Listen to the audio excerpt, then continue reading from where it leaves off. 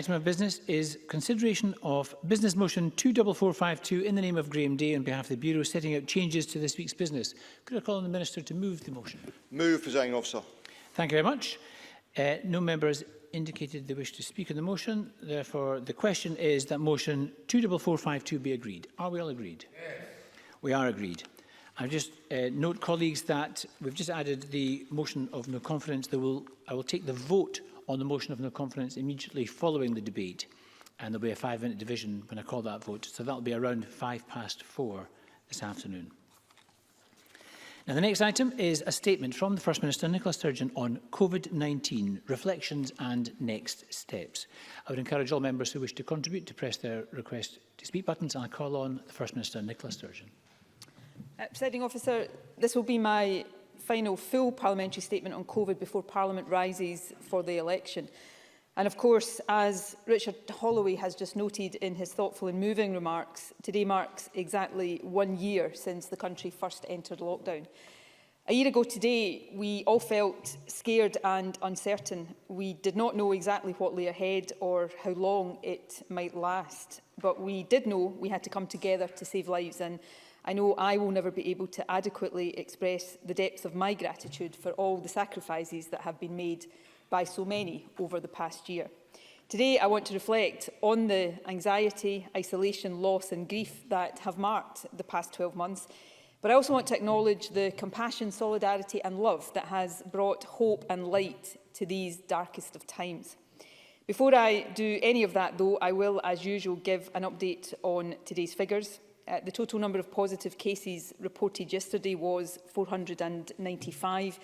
That is 3.6% of all the tests carried out and takes the total number of cases now to 214,383. As of this morning, 2,214,672 people had received a first dose of vaccine, and that is almost half of the whole adult population of Scotland. So we are approaching a very important milestone. We remain on course to offer first doses to the 9 priority GCVI groups, which is everyone over 50, all unpaid carers and all adults with particular underlying health conditions by mid-April. I can also report that 341 people are currently in hospital, which is 12 fewer than yesterday, and 28 people are receiving intensive care, which is 5 fewer than yesterday. But I regret to report that in the past 24 hours, a further 7 deaths were registered of patients who first tested positive in the previous 28 days. The total number of deaths under this measurement is now 7,559. Tomorrow, however, National Records of Scotland will publish its weekly update, which uses a wider definition, and that will show that almost 10,000 people in Scotland have now died of COVID.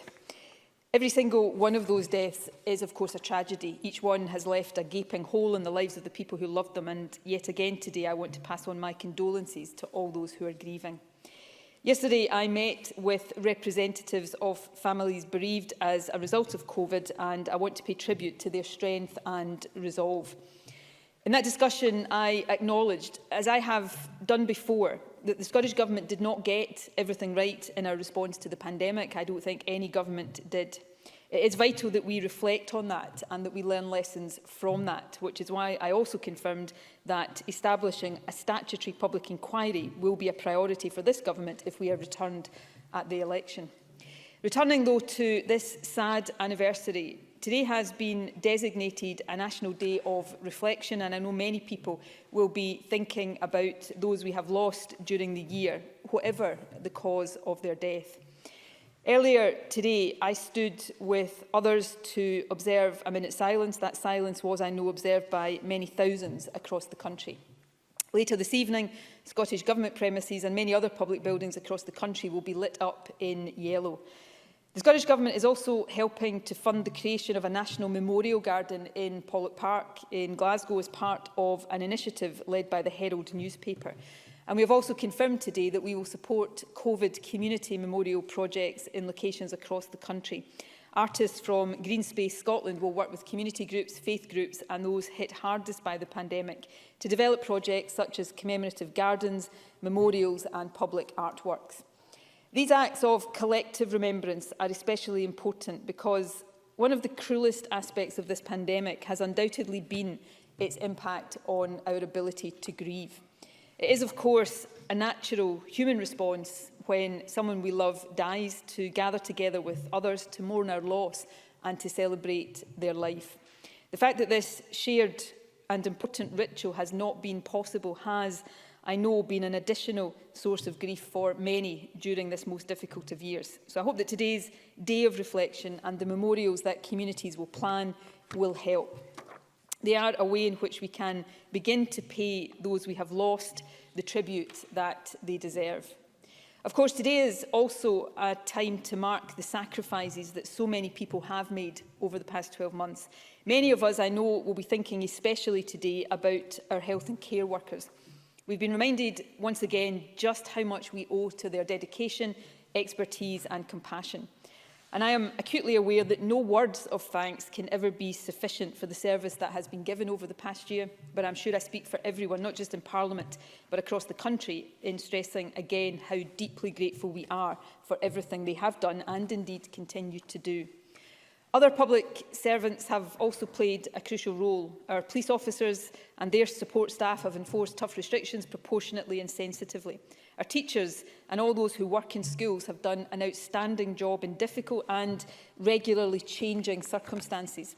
Other local authority staff too have provided vital help and support to those who most need it.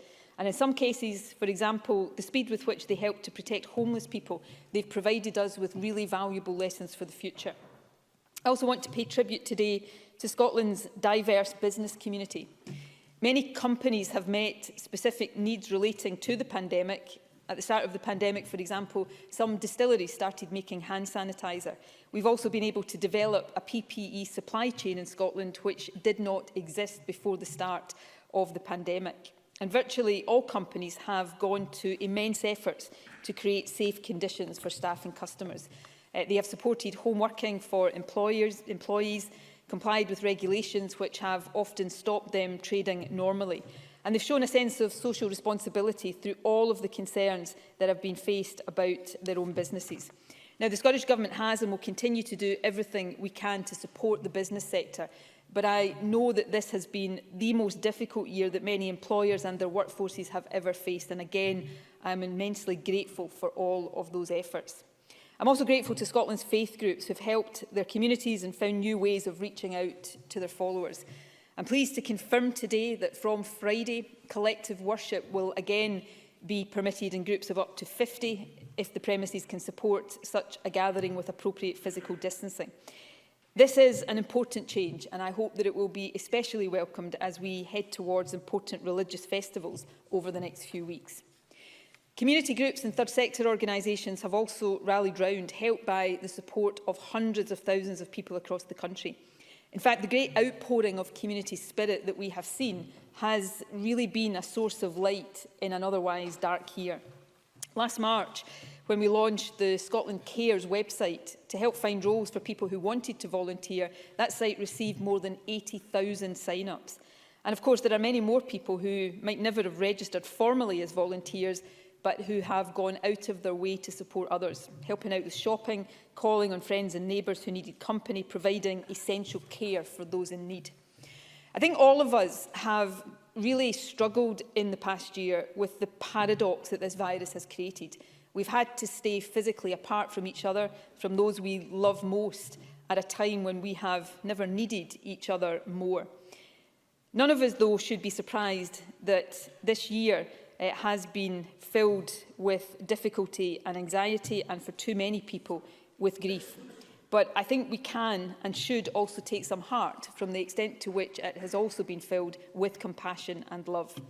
And that is true also of one of the most important ways in which we have all tried to look after each other.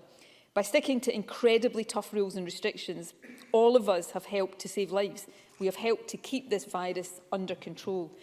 And we've helped to create the situation we are now in, where we can start to plan our route out of lockdown. The final point I want to make here today about our collective efforts during the past year is directed towards our young people. For children, if there are any children watching this, which I doubt, I know how difficult it has been for you to spend time out of school and to have such strict restrictions placed on how and when you can see your friends. But you have been truly magnificent during these strange and worrying times. You've stuck to the rules, you've done your homeschooling, I'm sure, most of the time, and you've helped out your parents and carers, and everybody across the country is incredibly proud of you. Thank you for everything you have done. I also want to acknowledge the impact of the past year on young adults. Many young people have been furloughed, many have lost their jobs. Anyone who has been studying at college or university has had significant restrictions placed on how they study and in some cases where they live at one of the most formative times of any young person's life. And although the restrictions on socialising are difficult for all of us, they are especially tough for people in their late teens and early 20s. But by sticking to the rules, as the vast majority have done, you have protected yourselves, but also helped to protect older adults. And I hugely appreciate that, as does the entire country. Presiding Officer, for all these reasons, one of my overwhelming emotions on looking back over the last year, which is why Richard Holloway's remarks resonated so strongly, is gratitude. I will never be able to thank people enough for the sacrifices made and everything that has been endured over these past 12 months. But in addition to gratitude, I think all of us should feel a sense of resolve, perhaps politicians in particular. As we recover from this pandemic, as we will, we must create a better and a fairer country for everyone. The way in which people have responded to the pandemic has been defined, as I've said, by solidarity, compassion, love and sacrifice. But the way in which people have been affected has been defined by the inequalities that still scar our society. Inequality has massively affected people's quality of life during lockdown, and of course deprivation has significantly increased some people's chances of getting COVID and of dying from it. None of us can be satisfied by the idea of returning to life exactly as it was before. That's why, for example, the Scottish Young Persons Guarantee makes it clear that our young people must not pay the price of this pandemic throughout their lives. All of them must get a fair shot at education, employment or training as they start out in life. It's also why we are working to establish a new national care service. The last year has powerfully reminded us of the importance of care and of the dedication of our care workers. But the death toll in care homes has been a national tragedy. We must consider, reconsider and reimagine how we support our care workers and look after our older citizens.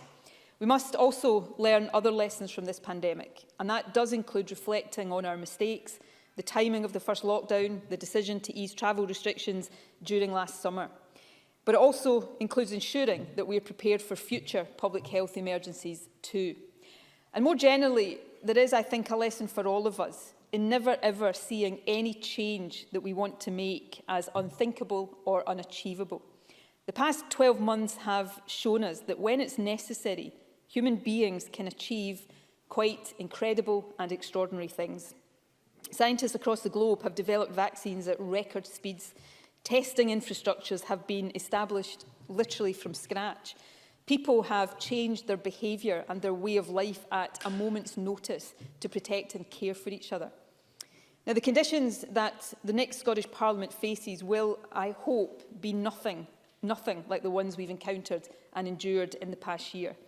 But that Parliament will have an even greater responsibility than this and previous ones to tackle inequality, to support economic recovery and achieve a just transition to a net zero society.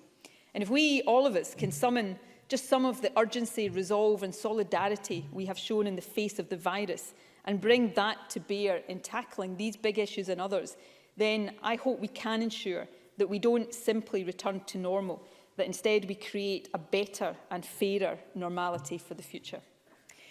Presiding Officer, these choices, of course, will be for the next Parliament and the next government. For today, I know the focus for everyone is on remembrance and reflection.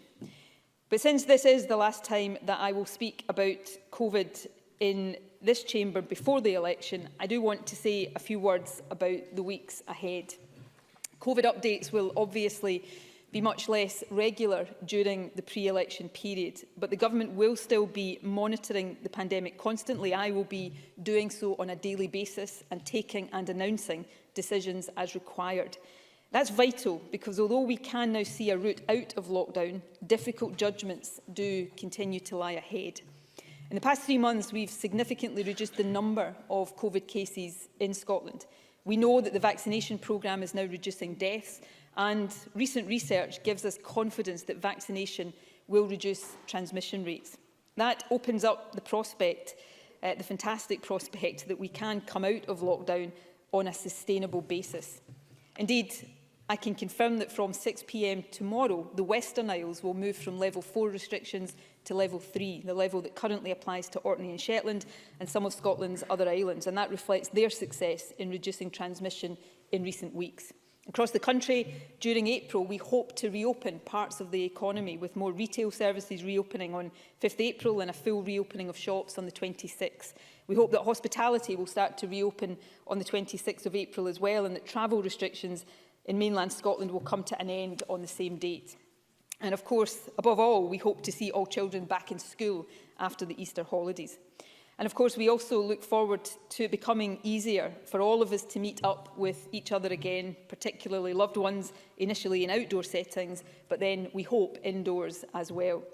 As vaccination proceeds and we go further into spring, life should feel a bit less restricted and a bit more hopeful than perhaps it has done for some time. And as a higher and higher proportion of the population gets their first dose of vaccine, we hope to be able to relax restrictions even more. As I indicated last week, we have real hope that later on this year that gigs can be allowed again, nightclubs can reopen, social gatherings can be permitted, and family reunions can take place so that we can all enjoy simple pleasures such as hugging our loved ones, pleasures that I'm sure none of us will ever take quite as much for granted again. But although that point may be in sight, that end is not quite here yet.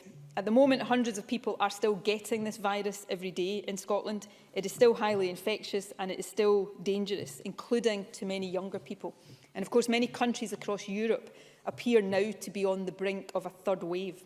All of that should remind us of the need to be careful and cautious. As we emerge from lockdown, we must do so steadily and surely, and in a way that does not allow the virus to run out of control. And we must keep in place other measures, for example, travel restrictions, for as long as they are needed. To lift restrictions in the future, we still need to keep suppressing the virus now. So please, to everyone across the country, continue to stay within the rules for your own safety and the safety of everyone else. Stay at home for now, except for specific essential purposes. Please do not meet people from other households indoors. And remember to follow the facts advice when you are out and about. By doing this over the past 12 months, all of us have helped each other get through what has been, I think, for all of us, certainly for the majority of us, the most difficult, challenging and exhausting year of our lives. By continuing to do all of this in the coming weeks, we can and will continue to look after each other. And we can also start to look ahead to the future, not just in hope, but with increasing expectation of the better and brighter days that lie ahead. My sincere thanks to everyone across the country for all the sacrifices of the past 12 months. Thank you very much, First Minister. We're going to move to questions. Ruth Davison. Presiding Officer, I was proud to join you and the other party leaders for the day of reflection and the minute's silence at noon today, as we remembered all those who've lost their life to COVID. But I was struck beforehand to read of a man who wanted his son remembered today too. Ross McCarthy was 31 when he took his own life during the restrictions, and his family are raising money for the CAM charity. Today of all days, we remember that COVID, yes, has taken many lives, far too many lives, but it has also taken a huge toll even on those who have not contracted the condition. And I echo the words of Dr. Richard Holloway in his gratitude to all those doctors and nurses and bin collectors and shop workers who've kept us going over the past year. Presiding Officer, we support the continuing efforts of the vaccination teams across the country, and 2.2 million first doses is a real achievement. However, a newspaper report today revealed that last week 1 in 7 vaccine appointments were missed because of delays in delivering the letters. The delay impacted around 60,000 people, and for that reason, the central vaccine target was missed. A Scottish Government spokesman said that this issue was later resolved, and they added that they were still establishing whether it was a localised issue or more widespread. We are pleased to note that the vaccine rollout is still powering ahead. But can I ask the First Minister to clarify whether the issue was localised or whether it was countrywide? For those people who missed appointments, have they been contacted again, and when can they expect a new date for their JAG? And if anybody is understandably worried that they've missed their chance, where can they go for information and reassurance? First Minister. Well, can I say, first of all, as I have done already today, that I think not only of those who lost their lives to COVID over the past year and to their grieving families, but to everyone whose lives have been lost over the past year and those who are missing them and grieving them. This last year and all of the difficulties and challenges that it has thrown up has affected people in a whole multitude of ways, and it is important that we reflect on that today and remember all of that.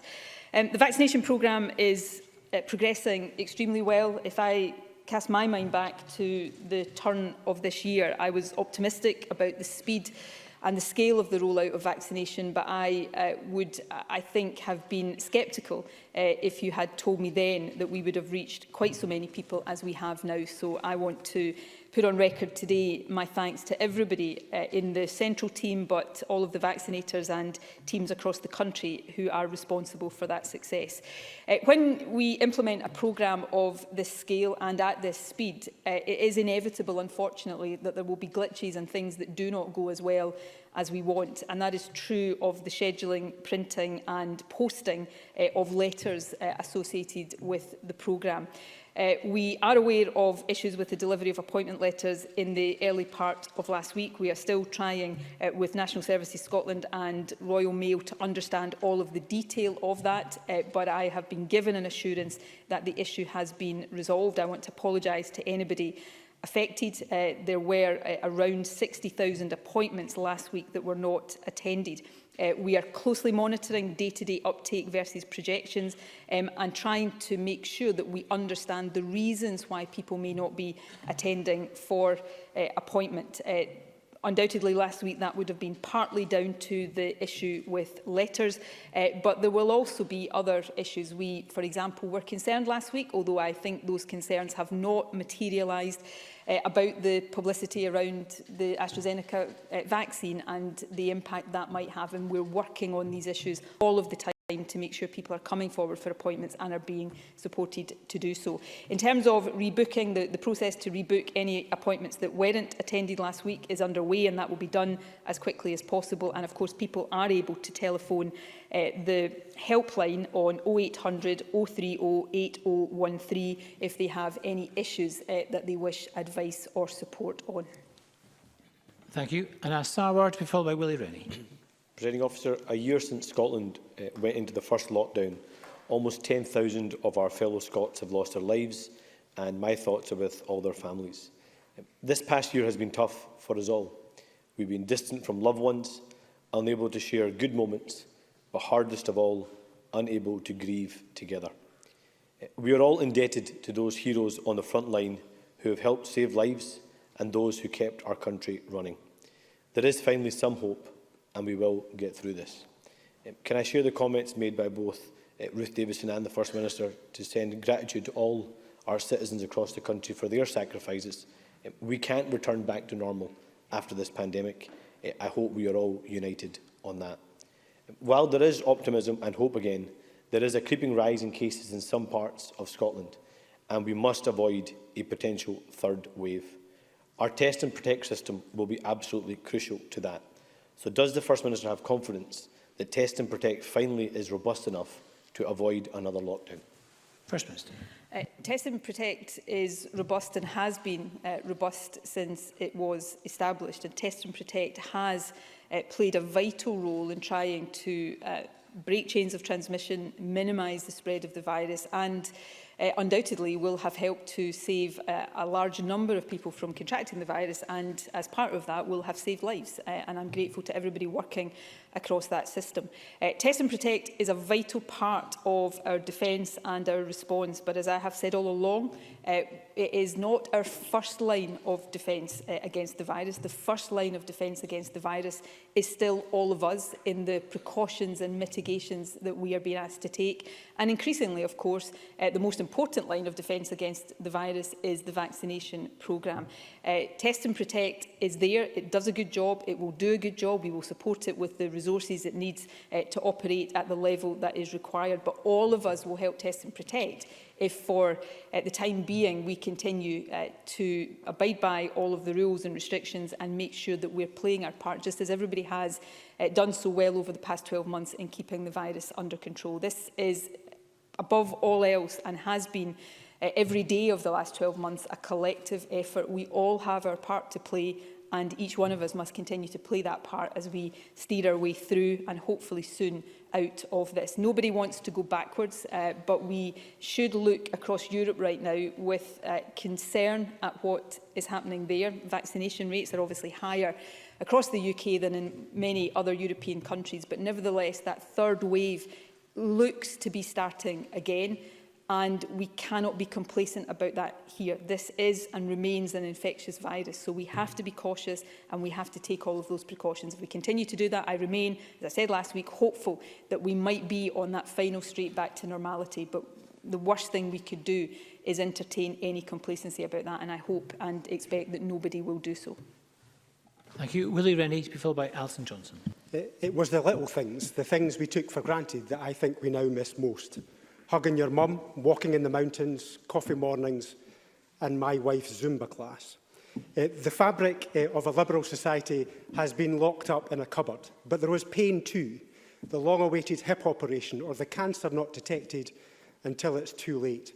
The freedom provided by our National Health Service has been rolled back, and the tragedy of thousands of people no longer in our lives. Something good must come from these dark days. Social care workers have been undervalued for years, but they did not waver when we needed them most. Does the First Minister agree with me that it is time to pay our social care workers the wages they deserve? First Minister. Well, everybody will have lots of things they miss and are desperate to get back to. I know for me, hugging my mum is probably the thing I miss most of all right now and look forward to most of all. Social care workers have gone above and beyond the call of duty over the past year, as have those working in our National Health Service. I can't even begin to imagine how difficult, traumatic and challenging on a day-to-day basis it must have been at the height of the first wave to be caring for older people in one of our care homes. And we talk about gratitude. I've done so today, and I regularly say things that I can never find the words, but genuinely here I can't find the words, because what we asked of our care workers and what they gave was truly exceptional. Yes, I do think it's time to pay care workers what they deserve. When you're in government, it's not just as easy as saying that. We have to work out what we mean by that and how we then deliver it through budgets and through a policy programme. But with social care, I think it's time that we transform and reform the way the whole system works. The National Care Service is an opportunity to transform the quality of care for our older citizens, but also transform the way in which we value and remunerate those who work in it. And that's something I am determined, should I be in a position to influence it in the next Parliament, to drive forward as an absolute priority. Thank you. Alison Johnson, to be followed by Alistair Allen. Thank you. On this National Day of Reflection, on behalf of the Scottish Green Party, I send my deepest sympathies to all who've lost a loved one in this most challenging of times, and particularly when our ability to grieve together has been so impacted. And my heartfelt thanks too to our health and care workers, to our teachers, our shop and postal staff, our bin collectors, our delivery drivers, and all those on the front line who have kept the country going. This week, the Prime Minister has said that a third wave of coronavirus that has hit mainland Europe will wash up on our shores. And I'd like to know if the First Minister shares his view, his acceptance that such an outcome is inevitable.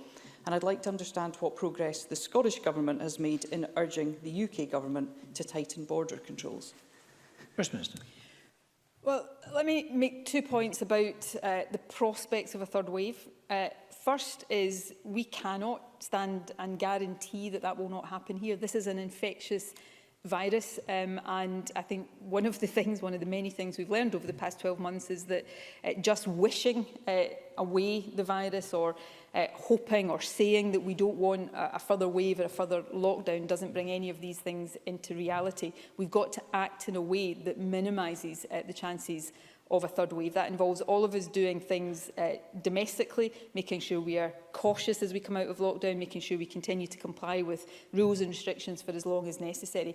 But the other point I would make is washing up in our shores is not inevitable. One of my regrets about last year when I look back is that as we suppressed the virus so hard and successfully in Scotland, we opened up international travel perhaps too quickly and too much. Now, the reasons for doing that were not wrong. The industry was in dire straits and people wanted to be able to travel again. But I don't think, on reflection and in retrospect, that was the right thing to do. I'm determined we don't do that again. Importation of new cases and new variants of this virus is one of the biggest risks we face.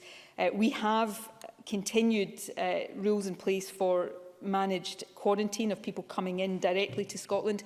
Those rules are not as restrictive in the rest of the UK, and I have tried very hard to persuade the UK to emulate our policy. They do not wish to do that. That is their decision, and I cannot force it upon them. But it does leave us with a greater vulnerability to importation than I would like us to have. I also think as we approach May and that mid-May point when the UK Government has said they may reallow international travel, and we certainly said it won't be before that, that we are cautious. I was heartened to hear Michael Gove say on a call last week that it was by no means certain that international travel would be reopened then. I think we've got to be very, very cautious here, and that's one of the things we'll continue to try to do on a four nations basis, but take whatever decisions we can here to protect the public as much as possible. Thank you. Alistair Allen, to be followed by Maurice Golden. As we mark the anniversary of lockdown, I'm sure that the First Minister will wish to join me in paying tribute to people in Scotland's islands who have gone so long, in many cases, without seeing family and friends elsewhere. So the news that the Western Isles are moving into level 3 will be very welcome here. Can the First Minister say when decisions will be taken on what this means for travel advice for movement to and from the islands? First Minister.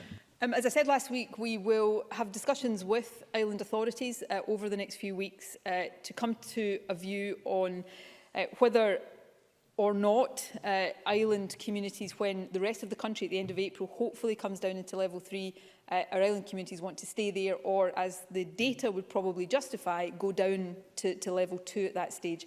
The reason that is not as straightforward a decision as it may appear is that obviously if our islands are in a significantly lower level of restrictions with hospitality open more, then we need to protect islands from the possible importation of cases. So there may be a merit in staying in a similar level of restrictions to allow travel for people to see loved ones, for example.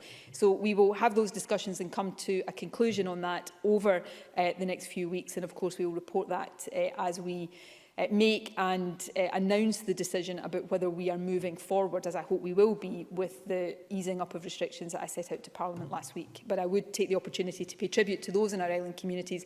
Lockdown has been tough for everyone, but I guess it has been tougher for those who live in more remote communities with already distances making it difficult to see loved ones, and this undoubtedly has exacerbated that already difficult situation. Thank you, Maurice Golden, to be followed by Maureen Watt. Thank you, Presiding Officer. I have been contacted by a 65-year-old constituent with an underlying health condition who still hasn't had a vaccine. The options on the helpline do not allow for someone who is not on the list, rather only for rescheduling or for a missed appointment. My constituent has been going around in circles. I have contacted the Health Board, but will the First Minister agree to look into this matter? First Minister. If the member wants to send me the details of the constituent, yes, of course I will look into it. I have made clear that if people are finding they don't get the answers from the routes they should be getting answers from, their own GP or the helpline, then they should contact my office. So if you send me the details, I will have that looked into. Thank you. Maureen Watt, to be followed by Jackie Bailey. Thank you, Presiding Officer. As we mark the year since the start of lockdown restrictions, it's impossible to ignore the toll on people's mental health and on the subsequent demand for mental health services. Can the First Minister outline what plans the Scottish Government has to respond to this increase in demand? First Minister. The Mental Health Recovery Plan has already been set out by the Mental Health Minister. We've also announced increases in funding and investment for mental health, and we will continue to respond appropriately to the increased demand that is undoubtedly going to be there for some time.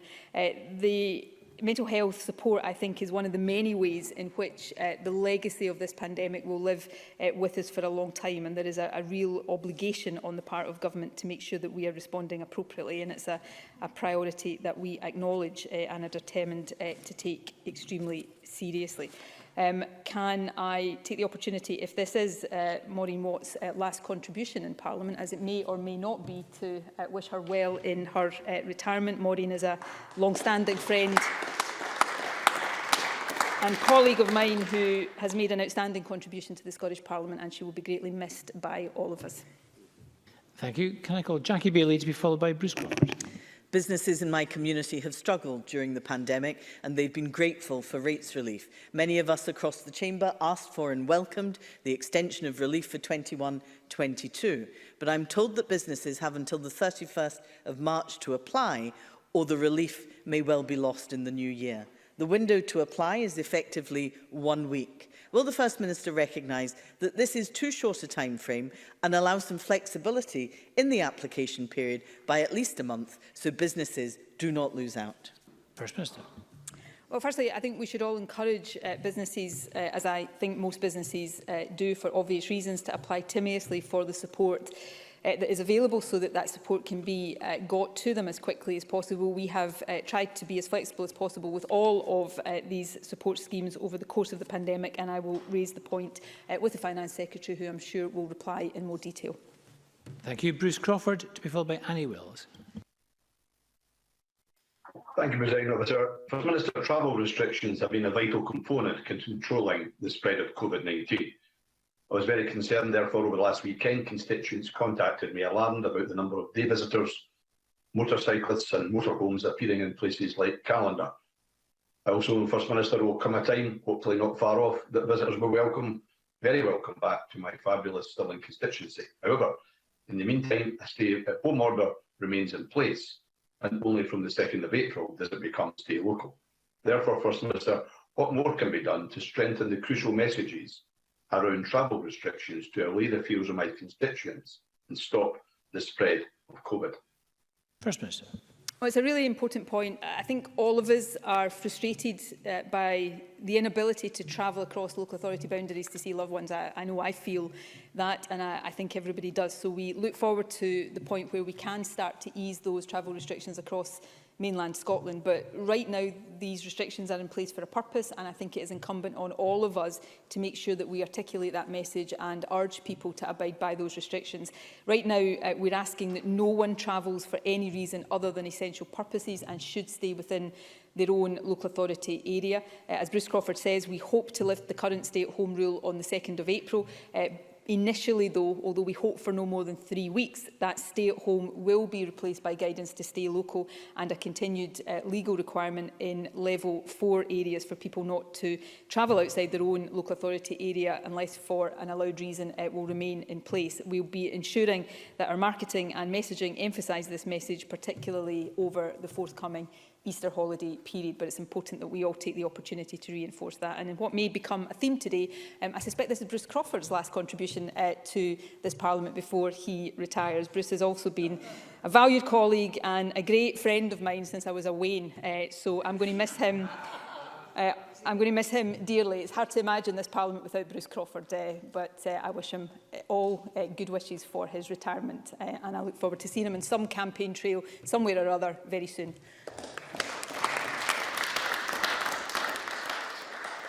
Thank you. Can I call Annie Wells to be followed by Annabel Ewing? Annie Wells. Thank you, Presiding Officer. On this day of reflection, 1 year on since the first lockdown, I'd like to join others in remembering all of those who have lost loved ones to COVID-19. First Minister, I've been in contact with a concerned constituent who has informed me that they and their spouse, despite being over 65, have not yet received an appointment for their first dose of the vaccine. And after contacting NHS Inform, they were told they weren't on the central register and so they weren't invited for an appointment. This situation is obviously unacceptable, given it has caused unnecessary anxiety. Although the majority of the over 65-year-olds have received their first dose, can the First Minister explain what action the Government is taking to ensure no more vulnerable people fall through the cracks? First Minister.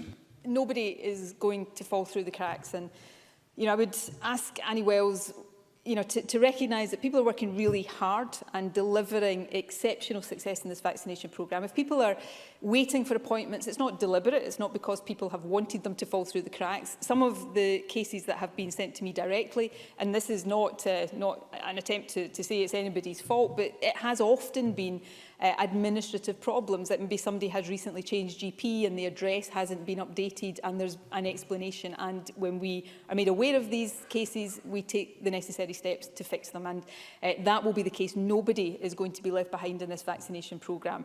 So again, I would say to people across the country who believe they should have had their vaccination appointment, who haven't yet had it, call the helpline, call your own GP. In extremis, if you're not getting the answers you want, contact my office and we will try to resolve that. And to MSPs across the Chamber, particularly given that Parliament is shortly going to rise for the election, contact the Government if these issues are being raised, and we will do everything to resolve them as quickly as possible. Thank you. Annabel Ewing to be followed by Alec Rowley. Thank you, Presiding Officer. Many of my Cowdenbeath constituents and indeed people across Scotland have relied on the First Minister leading us through the coronavirus pandemic and are very grateful to her for her unstinting work, 7 days a week, week in, week out, for over 12 months now. Can the First Minister therefore provide reassurance that notwithstanding the election campaign and in the run-up to polling day, she will continue to take daily charge of the management of the pandemic and will be able to provide regular update briefings? First Minister. Yes, I can give that assurance. As First Minister, during a crisis, notwithstanding the election campaign, and I will respect and observe all of the requirements of an election campaign, it's important that that is a level playing field. But as First Minister, I have a duty to make sure that I continue to oversee and to manage the response to the COVID pandemic, because we are in a crisis and it requires that direction. So that will have my daily attention, and I will ensure either from me or from appropriate personnel that updates are given and that decisions are communicated clearly to the public. It has been an important part of our response over the past 12 months to have that very clear communication of what we're asking people to do, and that will continue to be important over these next few weeks. Alec Rowley to be followed by Christine Graham. Thank you, Presiding Officer. Can I ask the First Minister if you will get the Government to have a look at the local authority funding? So you have organisations, businesses like categories, dog kennels, laundry services, commercial cleaners, driving instructors, who have all been able to take advantage of the local authority discretionary fund that the Government have put in place. I spoke with Fife Council this morning and they tell me that the pressure on those funds is incredible and is likely to run out. So would the Government have a look at that and see if additional funding can be put in place? First Minister. We keep all of these things under ongoing review. In fact, the Local Authority Discretionary Fund has already been increased since we first established it. Money is obviously constrained. The funding we have is not unlimited, but we look on an ongoing basis at where there is the greatest need for funding, and certainly some of the categories that Alec Rowley has outlined undoubtedly have that need, so we will keep that under ongoing review. Thank you very much. Christine Graham, to be followed by Graham Simpson. Thank you, Presiding Officer. Given that there are well-publicised issues about vaccine supplies, particularly in April, what assurance can the First Minister give to those awaiting their second vaccination that they will receive it within the 12 weeks of that first vaccination? First Minister. I can give an assurance that people will receive their second dose within the 12-week window because of the fact that we will have, as I said last week, around 500,000 fewer doses over the next 4 weeks than we had originally anticipated. There will be a period as we go into April when we are predominantly focusing on second doses. So the numbers of first doses are likely to reduce as a result, to make sure that people get their second dose on time. But, and this is an important assurance as well, we still expect to be able to offer first doses to everybody in the JCVI categories 1 to 9 by mid-April, as we had previously anticipated. Graham Simpson, to be followed by Kenneth Gibson. Thank you. I was talking to members of Unite the Union yesterday, representing the taxi trade. Taxi drivers have had some help during the pandemic, but in no way does it cover their costs, and many are just desperate. 40% have had little or no support at all. Unite are asking for two things. The first is a scheme to help operators, and the second is something to help all taxi drivers. That could be an extra grant from what's left of the 57 million announced in January. So will the First Minister agree to look at their requests to ensure that we get a fair deal for cabbies? First Minister. We always look at requests made by trade unions or other organisations, so I'm sure we are already doing that. If not, we will do that. The support that we've made available, whether it's to taxi drivers or any other affected part of the economy, is not and never was going to be able to compensate for all losses. We are seeking to do as much as possible, and that will continue to be the case for as long as is necessary. Thank you. Kenneth Gibson, to be followed by Colin Smith. Kenneth Gibson. Thank you, Presiding Officer. First Minister, I listened to your response to Alistair Allen regarding island authorities. I've been contacted by Arran businesses keen for community and economic reasons for the island to stay within mainland Scotland's rules and guidelines. Current messaging regarding the timetable for easing restrictions states, and I quote, that travel within mainland Scotland is not allowed. Can the First Minister confirm that from the 2nd of April, non-essential travel within local authorities applies to Arran? CalMac will be informed that there are no travel restrictions within North Ayrshire, and that from 26th of April, all conditions related to mainland Scotland will apply to Arran. The tourist economy depends on it. First Minister. Yes, I understand and appreciate the point that Kenny Gibson is making, and we certainly take that very seriously. As I said to Alistair Allen, we have given a commitment to have discussions with our island communities about how best we ensure that the restrictions keep them safe from the virus and allow maximum benefit as we open up the economy. And I absolutely appreciate the point that's been made about making sure Arran is in the same level of restrictions so that there can be that freedom of movement and travel. And if that is the view of communities like Arran, then that is certainly the view that we will take as we come out of lockdown. Thank you. Colin Smith, to be followed by Claire Adamson. Thank you, Presiding Officer. The Scottish Government strategic framework is silent on the important issue for my South Scotland constituents of cross-border travel and its timetable for easing restrictions, as was the First Minister today. So can the First Minister give my border constituents an assurance that the criteria she'll use to decide whether cross-border travel can resume from the 26th of April will be the same criteria she's been using to determine that cross-Scotland travel is likely to be allowed from that date? There would be, I have to say, understandable anger if politicians can travel the length of Scotland next month for an election if families in Gretna can't travel a mile to safely visit a loved one in Cumbria, even outside, unless there is very good reason for that. First Minister.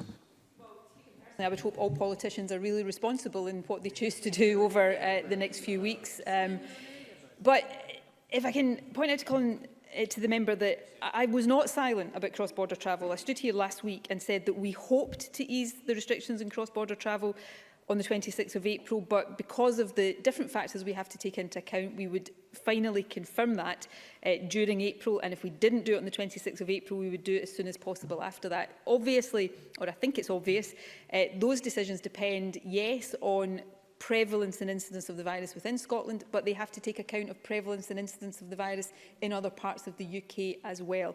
These are not straightforward decisions. If they were straightforward decisions, then we would just take them and be done with it.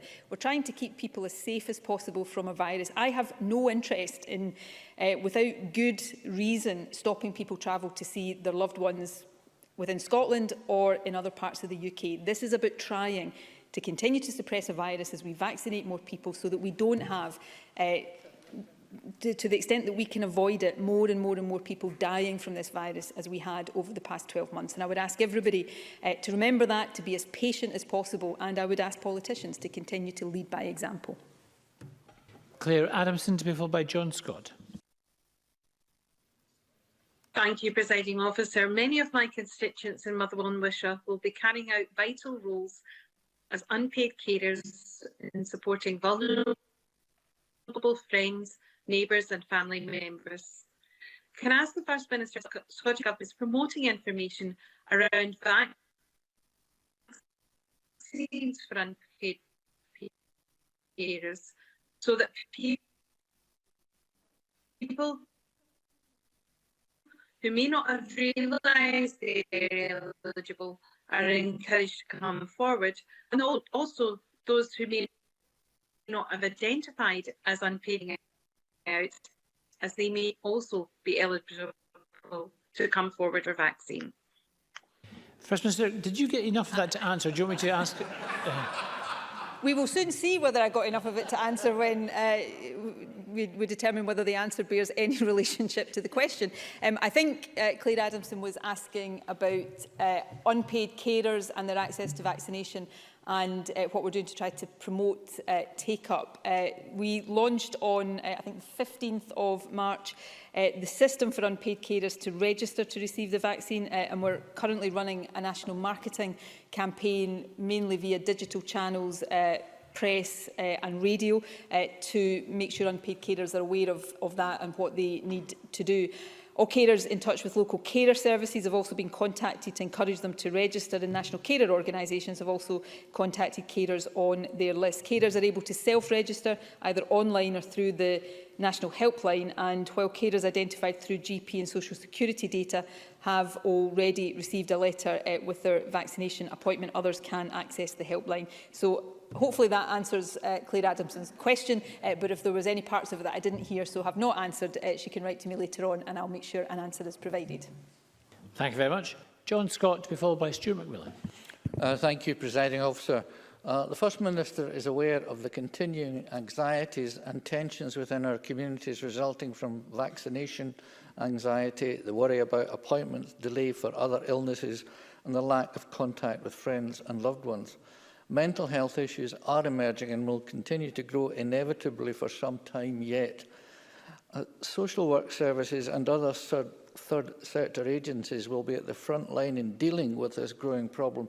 Does the First Minister have any plans, or more importantly, budgets, to further support the growing workload of these agencies? And if so, what are they, please? First Minister. I know, with the greatest respect, the Conservatives didn't vote for the budget that we passed in this Parliament just a couple of weeks ago, but if John Scott cares to go and read it, he will see that there are plans to continue to support through budgetary provision, and indeed this will apply in a whole range of other ways, those organisations that are working on the front line.